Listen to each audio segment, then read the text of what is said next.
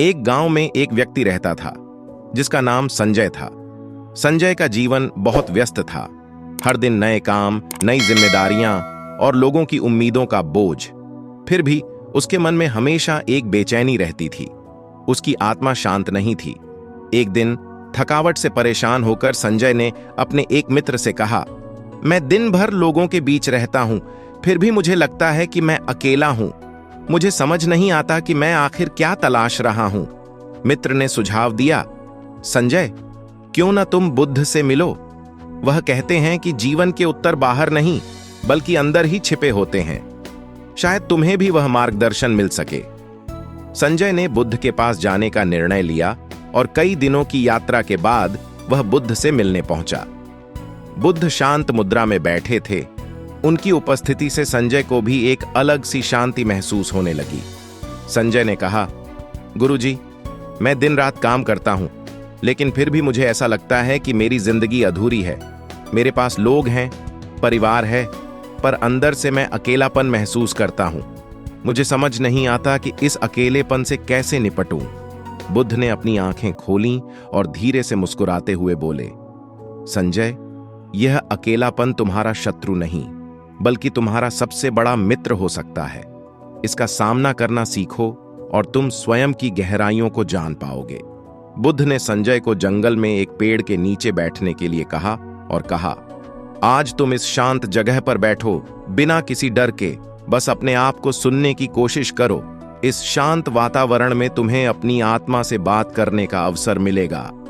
संजय ने बुद्ध की बात मानी और अकेले बैठ गया। शुरू में उसे बेचैनी महसूस हुई। उसके मन में हजारों विचार उठने लगे, लेकिन धीरे धीरे उसने उन विचारों को गुजरने दिया और खुद को शांत किया। कुछ समय बाद संजय को ऐसा लगा जैसे उसके अंदर की आवाज उससे बात कर रही हो।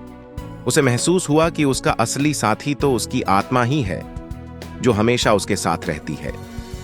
संजय ने आंखें खोलीं और बुद्ध के पास वापस गया। उसने कहा, गुरुजी, आज मुझे पहली बार ऐसा लगा कि मैं अकेला नहीं हूं।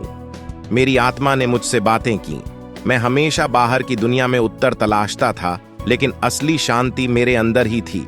बुद्ध ने कहा, संजय, यह अकेलापन कोई दुर्भाग्य नहीं है। यह एक उपहार है जो तुम्हें अपनी आत्मा से जोड़ता है। जब हम शांति से अकेले बैठते हैं तो हमें वह आवाजें सुनाई देती हैं जिन्हें हम व्यस्तता में नहीं सुन पाते।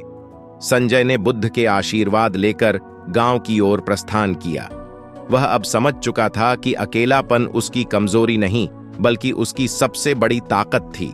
अकेलेपन ने उसे उसकी आत्मा से परिचित कराया था और अब वह अपने भीतर की शांति को हर स्थिति में खोज सकता था।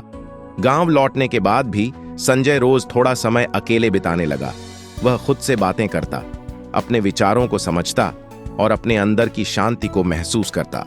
इस तरह संजय ने अकेलेपन को एक उपहार के रूप में स्वीकार कर लिया। अब उसे दूसरों के साथ होने पर भी शांति मिलती थी, क्योंकि उसने अपनी आत्मा के साथ दोस्ती कर ली थी। बुद्ध के शब्द उसकी जिंदगी का मार्गदर्शन बन गए। अकेलापन वो आईना है जिसमें तुम्हें तुम्हारा असली रूप दिखता है। इसे गले लगाओ और तुम अपनी सच्ची ताकत पाओगे। यह कहानी बताती है कि अकेलापन एक शत्रु नहीं बल्कि वह अवसर है जो हमें अपने आप से मिलवाता है और जीवन की सच्ची शांति की ओर ले जाता है। तो दोस्तों, उम्मीद है इस वीडियो से आपको काफी कुछ सीखने को मिला होगा, और अगर कुछ सीखने को मिला हो तो हमारे इस वीडियो को लाइक, शेयर और बुद्धा वाणी इंस्पायर्ड चैनल को सब्सक्राइब जरूर कर लीजिएगा और साथ ही कमेंट में नमो बुद्धाय जरूर लिखिएगा। धन्यवाद।